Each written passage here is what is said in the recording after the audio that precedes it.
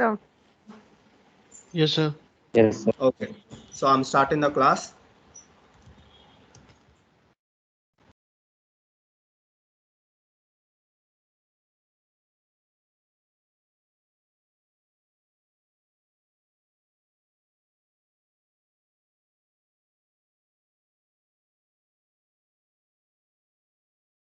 వెళ్ళి చూసుకో సార్ ఆ పంపు సంగతి. Okay.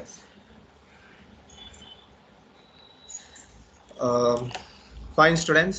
So the subject is anatomy and physiology, and the subject code is BMLS 2004, and currently we are in the unit 2. In the unit 2 we have 3 topics: musculoskeletal system, respiratory, and cardiovascular.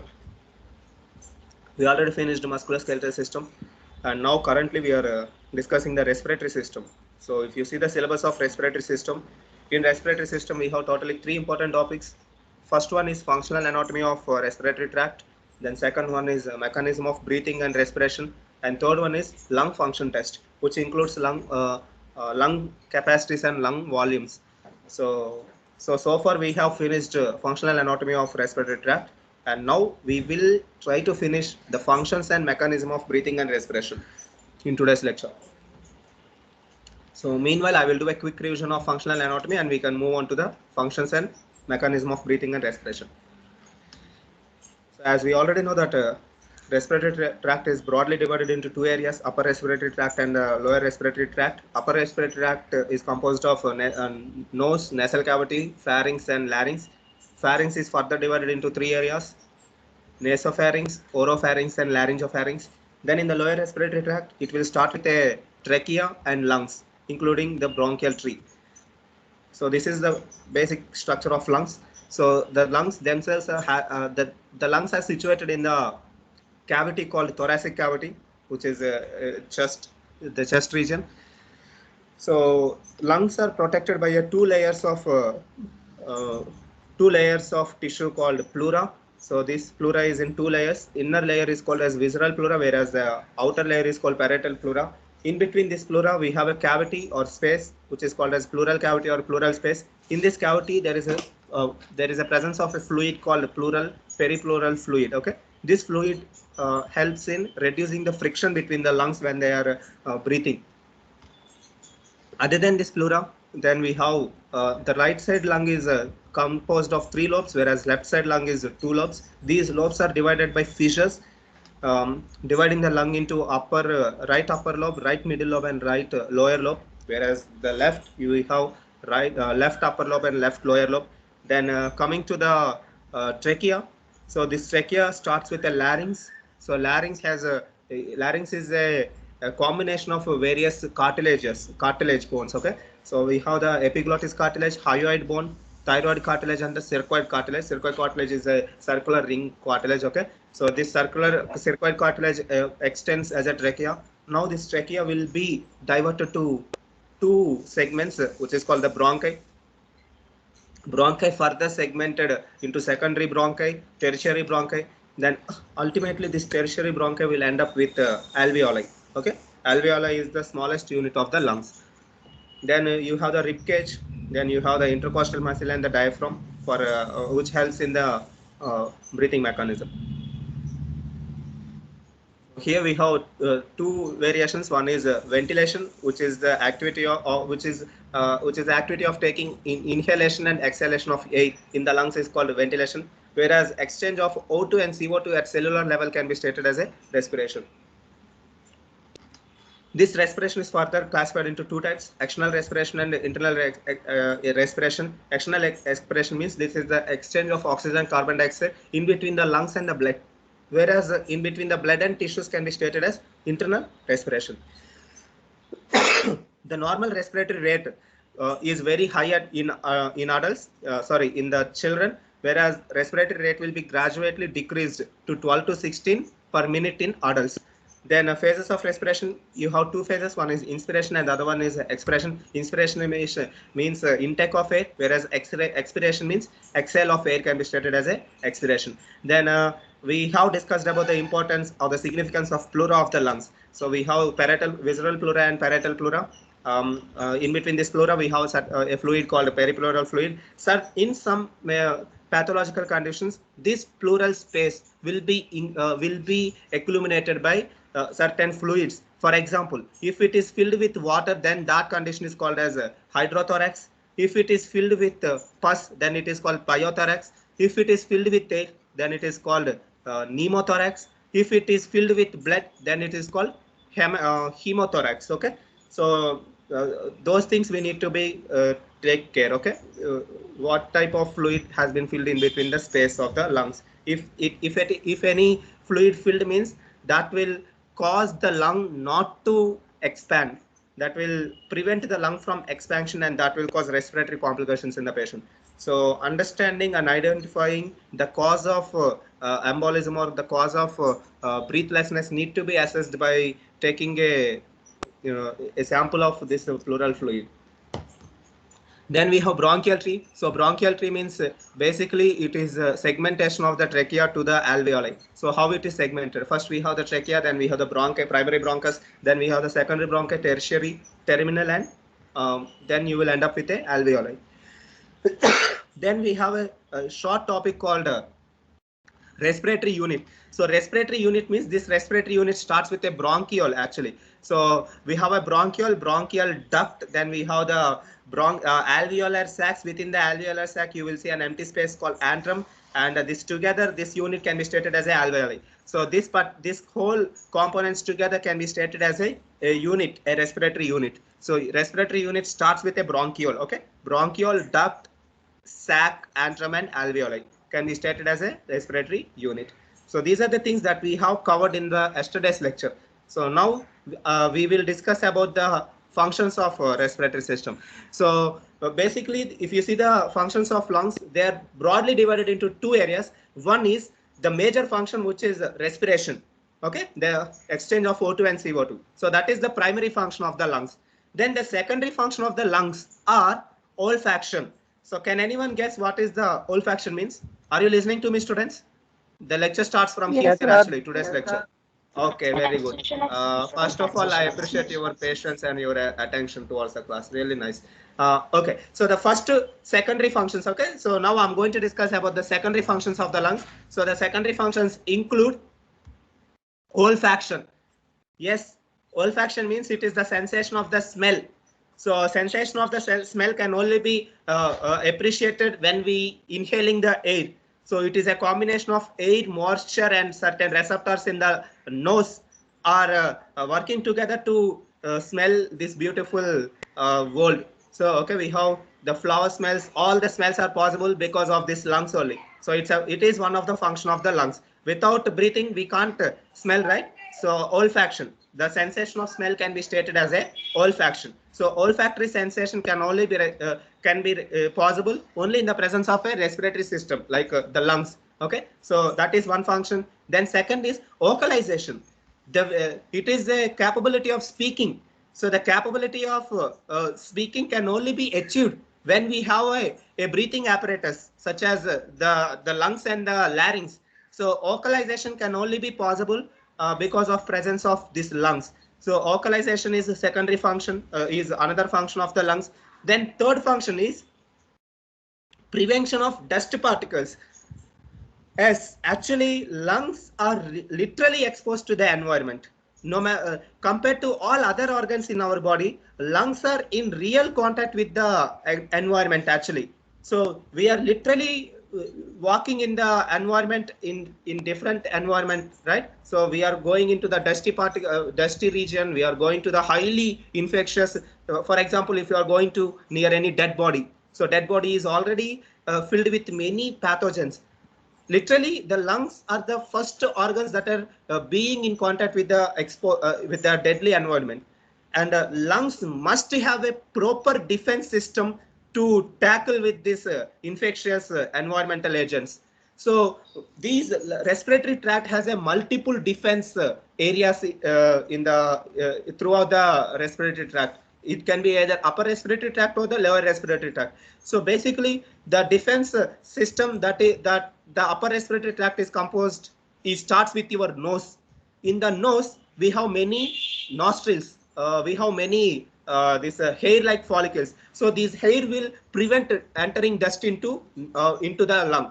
Then after these hair follicles, secondly we have the mucous membrane in the nose. This mucus will trap any dust particles. So mucus will trap certain dust particles. Then thirdly, this entire nose is kept in a moisture environment. So this moisture will prevent any dry dust entering into the inner respiratory tract, okay, into lower respiratory tract. This moisture will trap, or it will wet the dust, so that dust will accumulate in the nose. So keeping nose in a moisture condition or humidity condition is also a mechanism of a defense mechanism. Okay, then fourth function can be in the mucus of this nose or in the entire respiratory tract.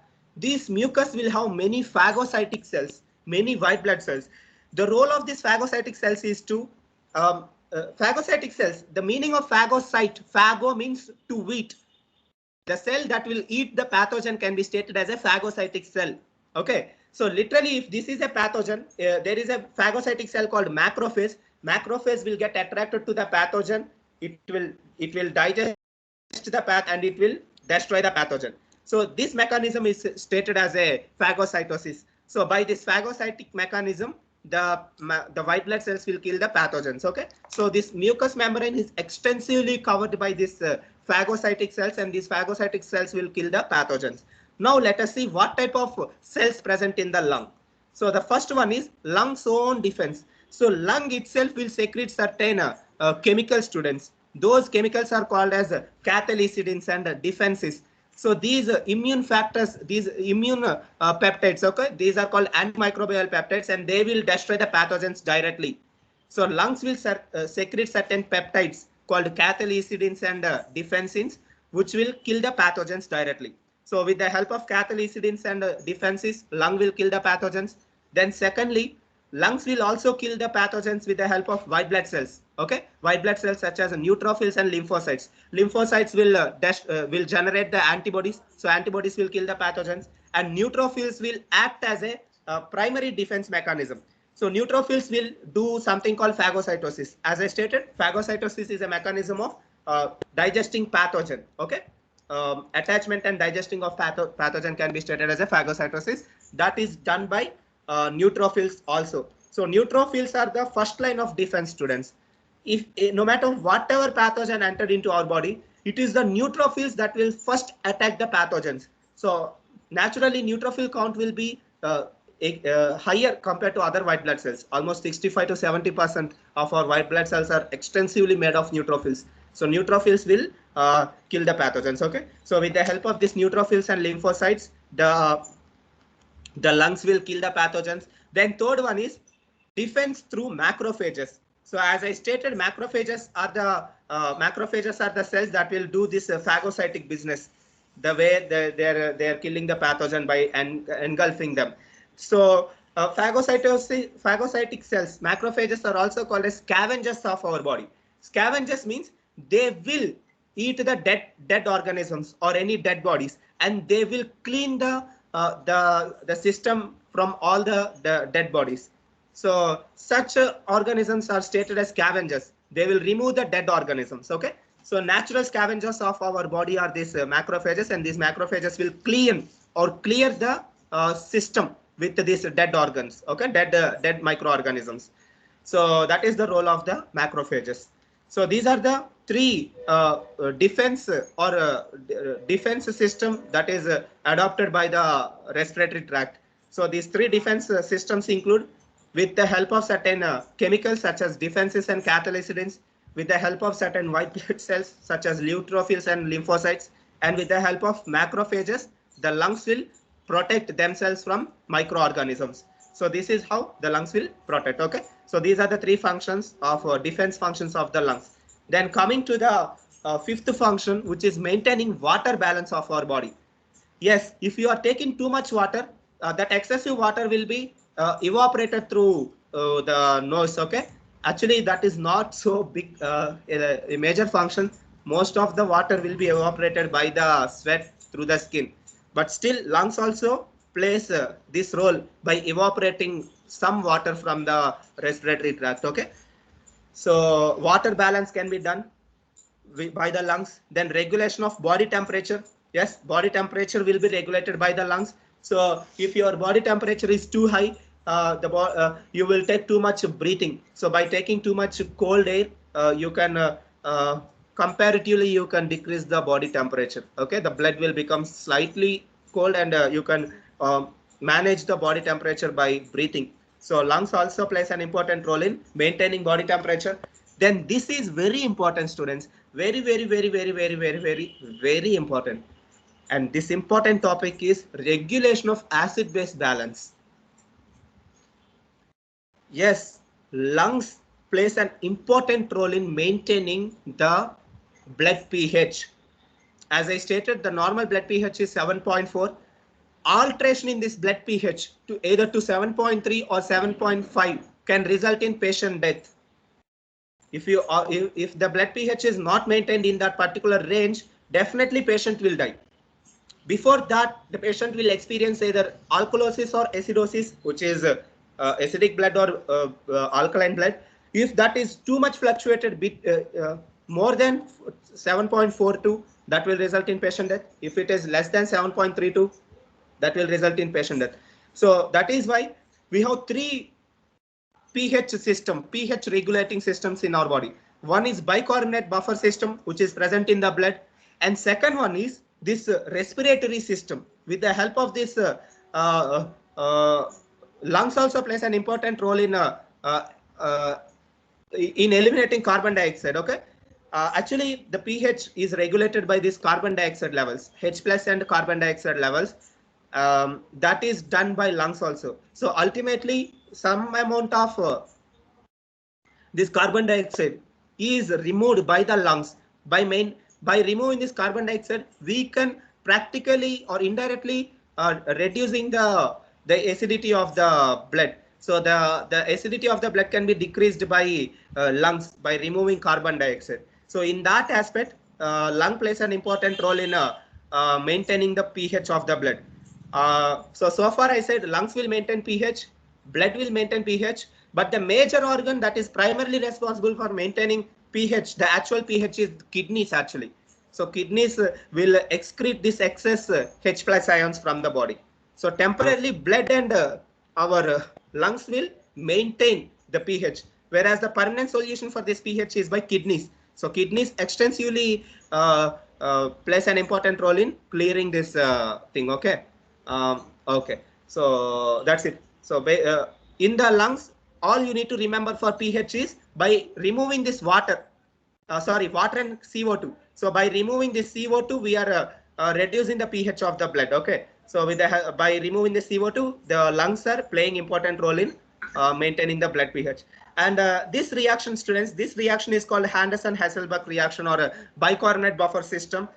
This I will discuss during the renal system topic. Okay, there I will discuss in detail about how this bicarbonate buffer system is working. So basically, I'm telling in a nutshell. So carbon dioxide and water will together combine to form a thing called carbonic acid. So this carbonic acid, H2CO3, this carbonic acid will be split into H plus and bicarbonate. Okay, HCO3 is bicarbonate. Now this bicarbonate will bind with one H plus ion, resulting in again formation of carbonic acid. Second time, this carbonic acid will split into carbon dioxide and water in the lungs. So first reaction will happen at the blood level, and second reaction happens within the lungs. Okay, and the second reaction will release carbon dioxide and water. Water will be reused by the body, whereas carbon dioxide will be exhaled through the lungs. So literally by exhaling this carbon dioxide, we are indirectly regulating the blood pH. That I will discuss later. As of now, just remember that lung also plays an important role in maintaining the acid-base balance of the body. Then third one is anticoagulant.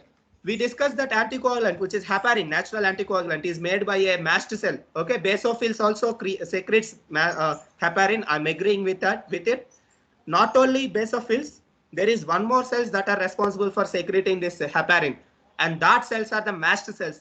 And this mast cells location is lungs. Mast cells present in the lungs. Okay, so mast cells. Okay, lungs also plays indirectly in this anticoagulant function. Okay, so lungs lungs act as a storehouse of these mast cells, and these mast cells will secrete heparin. Okay, so heparin is important for anticoagulant nature. So this is the function of the mast cells and heparin in the lungs. Then third one is angiotensin converting enzyme, renin-angiotensin system. There is something called renin-angiotensin system in our body. Practically, this lungs will secrete an enzyme called angiotensin converting enzyme, and also kidney will secrete something called renin. Both the kidney and lungs together plays an important role in regulating blood pressure. So regulation of blood pressure will happen with the help of kidneys and with the help of lungs. Lungs will secrete one important enzyme called renin angiotensin converting enzyme, and kidney will secrete an enzyme called renin. Together, they together plays an important role in regulating the blood pressure. So I'm not going to discuss about the mechanism, that we will discuss in the cardiovascular system in the BP topic. So as of now, just remember that lung plays an important role in maintaining the blood pressure, and that role is given by this particular enzyme called angiotensin converting enzyme. This angiotensin converting enzyme, ACE, is secreted by the pulmonary capillaries actually. So the blood vessels that are present in the lungs are responsible for secreting this enzyme, and this enzyme is very essential for maintaining the blood pressure.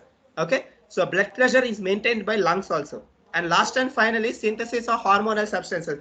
Certain precursors of certain hormones are secreted by the lungs, such as prostaglandins, acetylcholine, and certain serotonin. Okay, these ground substances are secreted by the lungs. So certain hormonal ground substances are secreted by the lungs. So these are the major functions of the lung, students. A quick review of functions of lungs: olfaction, sensation of smell, vocalization, ability to speech, defense function. Okay, prevention of dust particles, then defense function that includes through substances such as defenses and catalysidins by white blood cells such as neutrophils and lymphocytes. With the help of macrophages, the lung will act as a defense function. Then maintaining water balance of the body, maintaining body temperature, maintaining blood pH, maintain secretion of the anticoagulant, which is the heparin, by mast cells present in the lungs, by maintaining blood pressure with the help of a system called renin-angiotensin converting enzyme. With the help of this enzyme, the lungs will maintain the blood pressure, and also lungs will secrete certain substances that are important for hormones such as prostaglandins, acetylcholine, and serotonin. So these are the major functions of the lungs. Is it clear for everyone? Yes, sir. Yes. So let us do a quick revision on functions. So just tell me all functions of lung, students, all 10 functions. What is the first function? Olfaction means, what is olfaction? The sense of smell. Sensation of smell. Then ability to speech by vocalization. Very good. By vocalization. Then what are the 3 defense functions shown by the lungs? What are the 3 defense functions? The macrophages. With macrophagic activity. Very good. By phagocytosis. Next. By leukocytes such as neutrophils and lymphocytes. Very good. Next. By some chemical substances. What are those chemicals? Catalysidins and defensins. Basically, they are called as cytokines, students. Okay. So they are called cytokines. Catalysidins and defensins are cytokines. With the help of them, the lungs will defend themselves by microorganisms. Very good. Then any other functions of lungs? Acid base. The maintaining pH. Very good. Acid base regulation, pH regulation. Next. So maintaining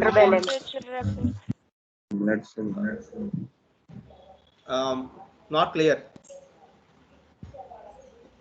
Maintaining water balance. Okay, maintaining water balance. Next. So synthesis of hormonal substances. Okay, removing dust particles, maintaining body temperature, Function. anticoagulant function with the help of what? Anticoagulant function by By mast cells. Very Very good. Mast cells in the lungs. And last and final function. What is the last and final function? So blood pressure. Blood pressure. Very good. What is with the help of what enzyme? There is an enzyme. Sorry. Angio ACE. What is the full form of ACE? Angiotensin. Very good. Converting. Very good. Angiotensin converting enzyme. That's it, students. I can understand you. These are new words for you, but eventually when you finish this semester, you will know all of this. So currently you are slightly confused regarding what is ACE, what is that mast cells, that you will know. Okay. So since this is first time you are learning, you are unable to point it to correlate it with other things, but eventually you will correlate. Okay. You will acquire the knowledge. So currently it may be confusing for you, but you will get an idea, a clear picture once after finishing this course. Okay. So anyway, just remember these words. In the later lectures, we can correlate everything, and your picture will become more clear day by day. Okay. So that is the major functions of lungs. So well done, students. So next we can move on to the next topic, which is the mechanism of breathing and mechanism of respiration, students. Shoo, this is another big topic. What is the time? Okay, I have 20 minutes. Maybe I will take 2 lectures for it. Okay, today and tomorrow to finish this mechanism of breathing and respiration. Okay. Let me go through the notes once.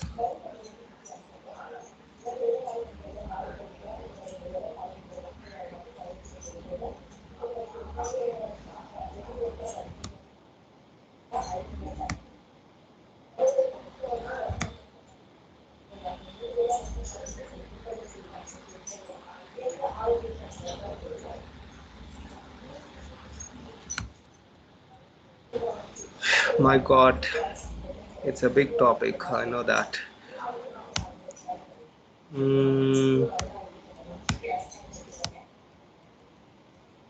Wait.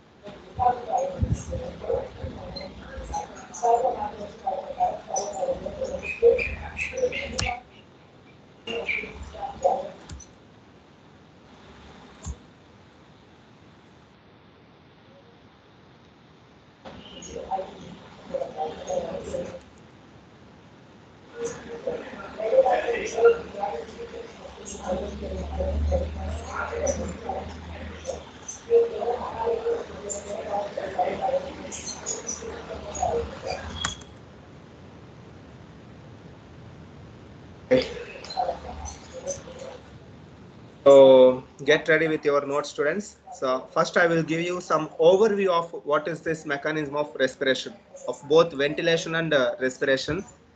After getting some idea, then we can go to the notes. We can study in detail of individual areas of these steps. Okay. So now I will give you some basic idea. Don't worry, it will be like a general story for you. So get ready, pay utmost attention. Is everyone listening to me, students? Are you ready to learn this mechanism of breathing and respiration? Okay, so get ready. Actually, this is challenging topic and I like such challenging topics to discuss actually. So get ready with this. Okay, students. So process of respiration. Okay, so this respiration is a combination of both ventilation and respiration. Okay, so it is, now we are going to discuss about the mechanism of breathing and respiration. So how a patient breathing, okay, how we are breathing, what is the mechanism involved in breathing, and what is the mechanism of respiration, what is the cellular level activity, and what is the lung level activity. So first we will see how lungs are expanding and how lungs are relaxing. That we will study. Then, so I will give you in a nutshell. So first one is how we are breathing, how I'm what my muscles contracted for getting air into my lungs. Okay, after getting air into my lungs, how that exchange happened. This air exchanged in my blood. After getting air into my lungs, how this air entered into my blood, how the air has been exchanged. That we will discuss. How air has been exchanged, how the O2 and CO2 exchanged in between lungs and blood is second step. After that, how the oxygen was transported in the blood and how the carbon dioxide transported up to lungs, how the oxygen transported into lungs from the atmosphere, and how carbon dioxide transported up to the lungs in the blood is the transport of gases. Okay, so after exchanging, second one is transport of this oxygen, carbon dioxide. After transporting of this oxygen, for example, let us see oxygen was transported to the cells. After transporting to the lung to the cells, how the cells are utilizing this oxygen. And this transport of oxygen in the cells can be stated as internal respiration. Exchange of gases in between blood and cells can be stated as internal respiration. So how this oxygen transport happened in between blood and cells is third one. Okay, is fourth one. After transporting oxygen into the cell, how the cell utilized the oxygen. What exactly the cellular respiration happened. That cellular respiration we need not to take care. That is the role that we will study in biochemistry actually. That Krebs cycle, glycolysis. In glycolysis, literally we will use a glucose and an oxygen to generate an ATP. After that, you will subject to the Krebs cycle, and yeah, in the Krebs cycle you will go through the next steps to completely utilize the oxygen to make the ATP. So that level detailness we need not to study here. The cellular respiration we are not going to take care. Cellular respiration means simply glycolysis and the Krebs cycle. That I'm not going to discuss. That will be beyond this subject, the scope of subject, because we are entering into biochemistry. So just we will, yeah, cellular respiration we are not going to study. That you will study in the biochemistry. So what we are going to study is we are just understanding the movement of this oxygen up to the cell. Sir. Yes. Sir, someone has removed me. Someone removing you. See, even after changing settings, but still the problem is with this MS Team students. In each and every of my class, I need to change the settings. I think they must update the software, because today I forgot. Yes, I'm agreeing. Today I forgot to keep everyone as attending. Please don't do such things, students. Okay, it is trouble for faculty and it is trouble for your friends also. Please don't remove anyone. This is my humble request.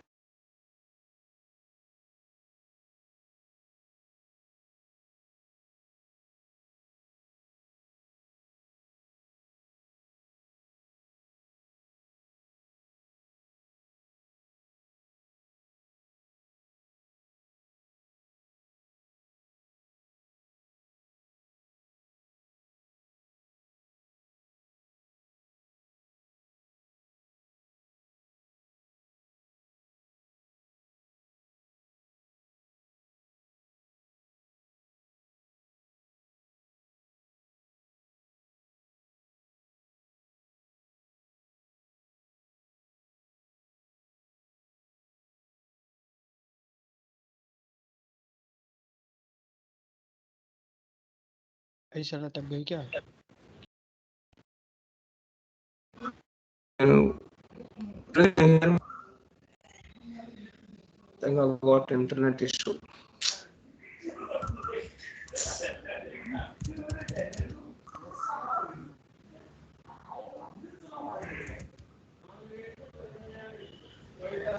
Am I audible to you? No, you are. I think my computer struck. I can't see anything on the screen. Just a second.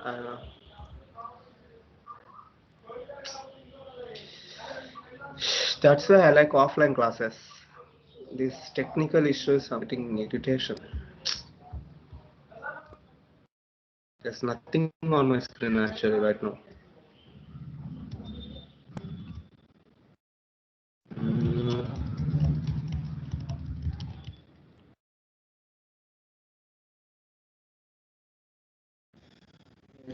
Okay. See, is anything moving on the screen? Can you see that? The Yes, sir. first Yes, sir. slide Yes, of sir. Yes, exchange sir. of respiratory gases. Okay, I will go blindfoldedly. You guys should understand the concept. So these are the major steps, students. So the major steps in this both ventilation and respiration together are breathing. So breathing or ventilation. So first you will breathe it. Okay. Then exchange of gases, which is called external respiration. So exchange of gases means it is the exchange of gases in between atmosphere and the lungs. Okay, in the blood. So entry of oxygen into blood can be stated as exchange of gases. Then transport of these gases. How these gases are transported to tissues or cells. Okay. How these gases are transported in the red blood cell to the tissues. So third one is transport of gases. After transport of gases, what is the internal respiration? After sending this oxygen in the cells, what is the exchange of oxygen in the blood and cells can be stated as internal respiration. Okay, exchange of oxygen in the blood and cells can be stated as, or tissues can be stated as internal respiration. Then third one will be cellular respiration. Cellular respiration means it is a combination of glycolysis and Krebs cycle. So of respiration. So first it will start with breathing and ventilation, then exchange of gases or external respiration, then transport of gases, then internal respiration, then cellular respiration. So now what I will do is I will draw a short diagram, a schematic diagram to make it even more understandable. Okay, let me take a new slide here. Let me take an empty slide here. Okay. I took it. Okay. Let me draw here. So we can't see the empty slide, sir. Can you see the empty slide here? No, sir. No, sir. Can't. No, sir. Let me check it. Wait, let me stop sharing and let me reshare it. First, you should know these 5 steps. Then only I can move to discuss individual steps actually. Can you see now? Can you see this empty slide now? Is it visible? Can you see an empty slide? No. Yes, Yes, sir. sir. Yes, sir. Yes, sir. Yes, sir. You must, students. Yeah. Okay. Let me draw a diagram here. Arey yaar. Really testing my patience. This computer testing me. Laptop.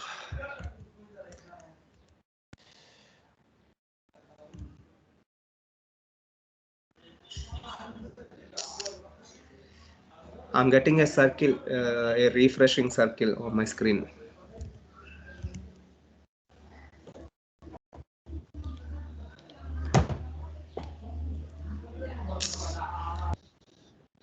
Okay, got it. Okay, let me draw a lung here. This is lung. So we can't see the empty slide. Sir, we You are not should. able to see empty No, slide. sir. So exchange of respiratory gases has been seen, sir. The first slide. Why? Can you see now? Can you see empty slide now? So wait. So, No, sir. No, wait. sir. Wait. See, I'm drawing Yes, a sir. head Yes, with sir. Yes, sir. Yes, a sir. person Yes, head. sir. Okay, Yes, sir. sir. No. Yeah, you must. Okay. It looks somewhat funny, but you just focus on the concept. So this is oxygen or air. So air entered into this person. Okay. So he took the air into his lungs. So I will draw his lung here. So imagine this is his lung. So he took this air into his lungs. So this process can be stated as breathing, or we can also say it as a ventilation. So this is the first step. So first he took the air into his lungs. So how he took air means his muscles are contracted, this happened, that happened, so that the oxygen entered into his lungs. So this is called mechanism of ventilation. So after entering this oxygen into his lungs, now this oxygen must exchange in between the blood So this is blood and this is lung, or simply this is an alveoli. So in the alveoli, air will be exchanged. Okay, so that is the second thing. So exchange of oxygen and carbon dioxide in between alveoli of lung and blood. So this exchange of O2 and CO2 in between lungs and blood can be stated as external respiration. This is called external respiration. External respiration. Or simply we can also say exchange of gases. Okay, this is second step. After this, now we have the red blood cell.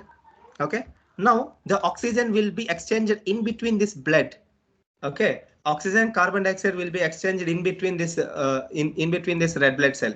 Okay, and that can be stated as transport of gases. They exchange and they will transport. Okay, now this oxygen will be transported to the area, maybe this tissue. Okay, now this oxygen was transported by the blood to this tissue. So this is third step. So the third step is transport of gases. So the gases has been transported. Here transported is oxygen only. So oxygen was transported by the hemoglobin present in the blood. So the third step is transport of gases into the cells. After transporting of gases, what will happen? Now this oxygen will be exchanged between the cell and the blood. So this can be stated as internal respiration. So in internal respiration, what will happen? Exchange of gases will happen in between blood and the tissues. Tissues or cells. So this is cell or tissue. Tissue. So this is the fourth step. So in the fourth step, exchange of gases in between blood and tissues can be stated as internal respiration. This can be stated as together internal respiration. So after internal respiration, oxygen entered into the cell. So this is the fifth step. So in the cell, this oxidation will happen.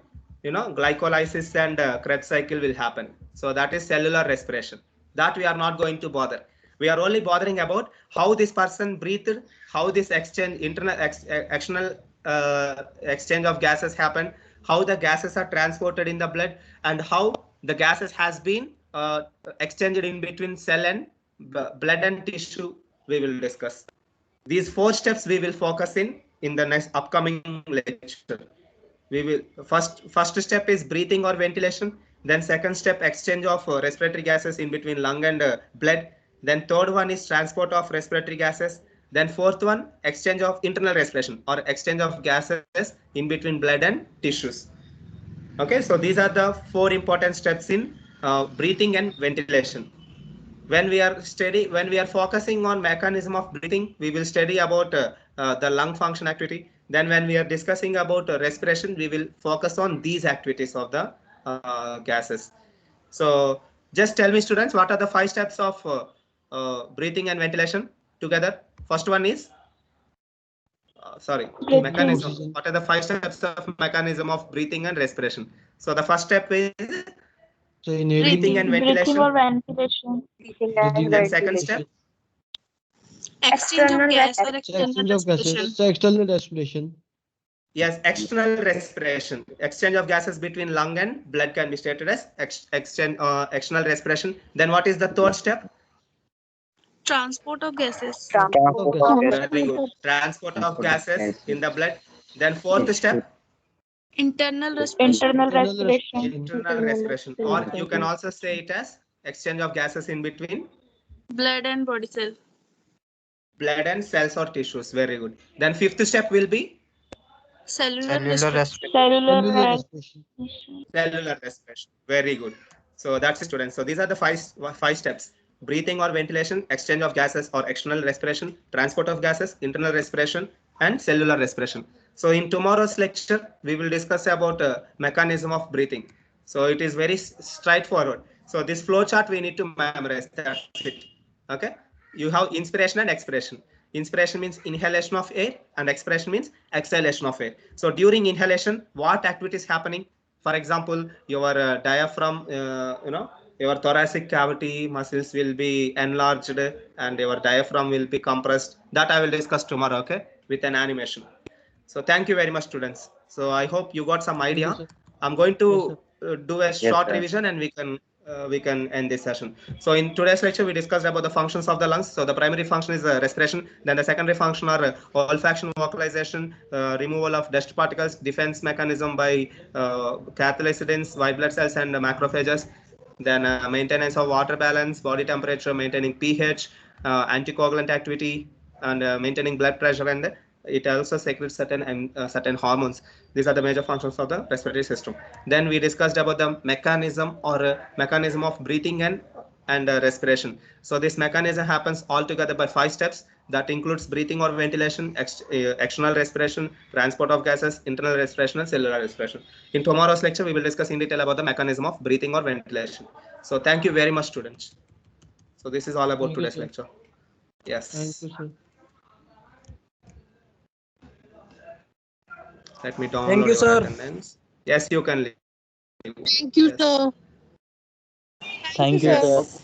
Thank you, Yes. sir.